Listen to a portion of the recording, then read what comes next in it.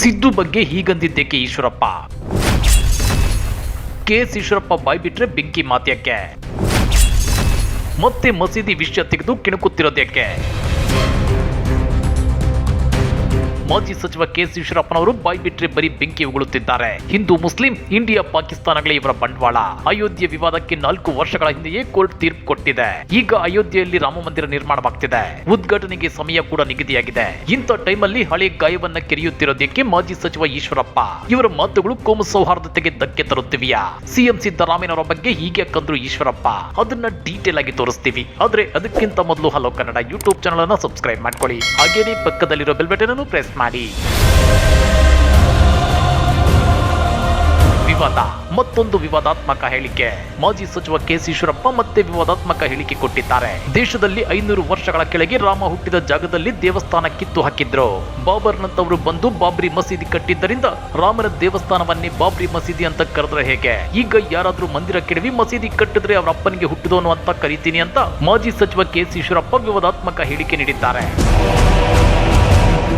ಹೀಗೆ ಮಾತು ಮುಂದುವರಿಸಿದ ಕೆಎಸ್ ಈಶ್ವರಪ್ಪ, ವಿಶ್ವನಾಥ ದೇವಸ್ಥಾನದಲ್ಲಿ ಅರ್ಧ ಮಸೀದಿ ಹೇಗೆ ಬಂತು? ಮಥುರಾದಲ್ಲಿ ಅರ್ಧ ಮಸೀದಿ ಹೇಗೆ ಬಂತು? ಲಾಟಿ ಗೋಲಿ ಕಾಯನ್ಗೆ ಮಂದಿರ ವಹಿ ಬನ್ಗಯ ಅಂತೇಳಿ ಕೂಗಿದ್ವಿ. 2 ದೇವಸ್ಥಾನಗಳಿಗೆ ಕೋರ್ಟ್ ಆದೇಶ ನೀಡಿದೆ. ಅಲ್ಲಿರುವ ಮಸೀದಿಗಳು ಧ್ವಂಸ ಆಗುತ್ತೆ, ದೇವಸ್ಥಾನ ತಲೆ ಎತ್ತುತ್ತೆ. ದೇವಸ್ಥಾನ ಒಡೆದು ಮಸೀದಿ ಕಟ್ಟಿದ ಮುಸ್ಲಿಮರು ನೀವಾಗಿ ನೀವೇ ಕಿತ್ತು ಹಾಕಿ, ಇಲ್ಲವಾದ್ರೆ ರಾಮನ ಭಕ್ತರು ನಾವು ಮಸೀದಿ ಕಿತ್ತು ಹಾಕುತ್ತೇವೆ ಅಂತೇಳಿ ಈಶ್ವರಪ್ಪ ಗುಡುಗಿದ್ದಾರೆ. ನಾನು ಈ ದೇಶದ ಮುಸಲ್ಮಾನರಿಗೆ ಹೇಳಕ್ ಇಷ್ಟಪಡ್ತೇನೆ, ಈ ದೇಶದಲ್ಲಿ ಅನ್ನ ತಿಂತಿದ್ದೀರಿ, ಇಲ್ಲಿ ಗಾಳಿ ಕುಡಿತಿದ್ದೀರಿ. ಯಾವ್ದಾದ್ರೂ ಹಿಂದೂ ದೇವಸ್ಥಾನವನ್ನ ಒಡೆದಾಕಿ ಅಲ್ಲಿ ನೀವು ಮಸೀದಿ ಕಟ್ಟಿದ್ರೆ, ನಮಗೆ ಗೊತ್ತಿಲ್ಲ ಇದೆಲ್ಲೆಲ್ಲಿ ಇಡೀ ದೇಶದಲ್ಲಿ ದೇವಸ್ಥಾನವನ್ನ ಒಡೆದು ಮಸೀದಿ ಕಟ್ಟಿದಿರೋ, ಮಾನ ಮರ್ಯಾದೆ ನಿಮ್ಗಿದ್ರೆ ಆ ದೇವಸ್ಥಾನಗಳನ್ನ ಇರೋ ಜಾಗದಲ್ಲಿ ಮಸೀದಿ ನೀವಾಗಿ ನೀವು ಕಿತ್ತು ಬಿಸಾಕಿ.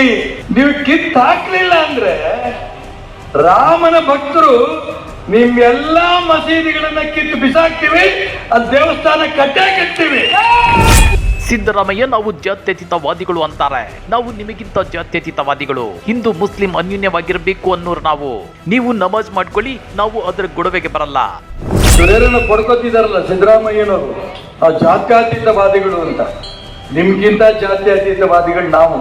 ಇಲ್ಲಿ ಹಿಂದೂ ಮುಸ್ಲಿಂ ಅಣ್ಣ ತಮ್ಮಂತರಾಗಿ ಇರ್ಬೇಕು ಅಂತ ಆಸೆ ನಮಗೆ.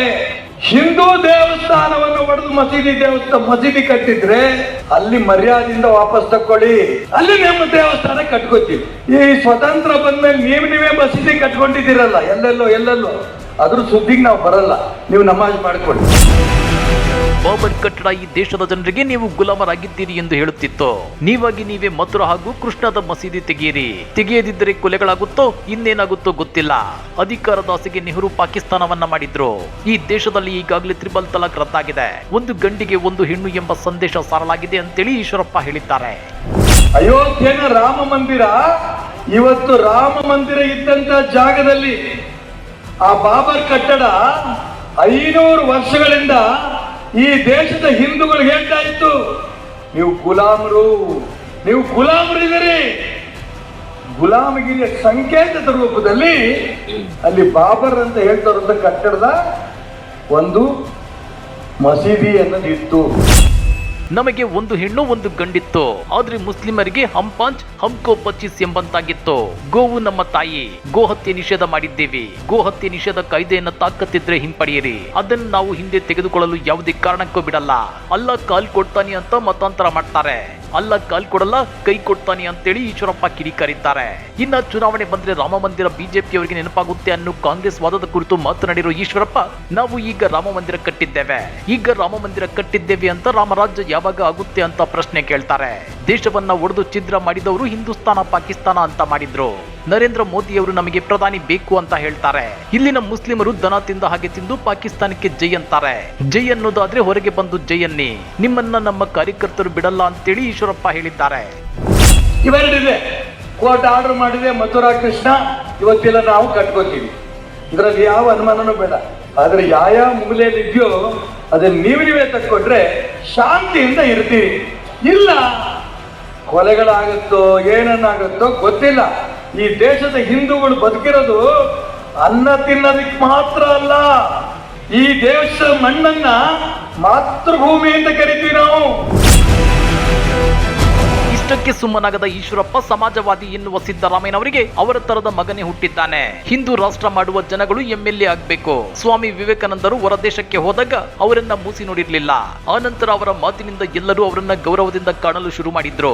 ಅಂತಹ ಧರ್ಮ, ಅಂತಹ ಸಂಸ್ಕೃತಿ ನಮ್ಮದು ಅಂತೇಳಿ ಈಶ್ವರಪ್ಪ ಹೇಳಿದ್ದಾರೆ. ಅದೇನೇ ಇರ್ಲಿ, ಈಶ್ವರಪ್ಪನವರ ಈ ಮಾತುಗಳು ವಿವಾದವನ್ನ ಹುಟ್ಟು ಹಾಕಿವೆ. ಸಮಾಜದಲ್ಲಿ ಸಂಘರ್ಷಕ್ಕೆ ಕಾರಣವಾಗುವ ರೀತಿ ಇವೆ. ಹೀಗಾಗಿ ರಾಜ್ಯ ಸರ್ಕಾರ ಈ ವಿಷಯದಲ್ಲಿ ಅದ್ಯಾವ ನಿರ್ಣಯ ತೆಗೆದುಕೊಳ್ಳುತ್ತೆ ಅನ್ನೋದನ್ನ ಕಾದು ನೋಡಬೇಕಾಗಿದೆ. ಈ ಬಗ್ಗೆ ನೀವೇನಂತೀರಾ? ಕಮೆಂಟ್ ಮಾಡಿ, ವಿಡಿಯೋ ಲೈಕ್ ಮಾಡಿ, ಶೇರ್ ಮಾಡಿ. ಇಂಥ ಮತ್ತಷ್ಟು ರೋಚಕ ರಾಜಕೀಯ ಸುದ್ದಿಗಳನ್ನ ಮಿಸ್ ಮಾಡದೆ ನೋಡಬೇಕು ಅಂದ್ರೆ ಹಲೋ ಕನ್ನಡ ಯೂಟ್ಯೂಬ್ ಚಾನಲ್ ಅನ್ನ ಸಬ್ಸ್ಕ್ರೈಬ್ ಮಾಡ್ಕೊಳ್ಳಿ.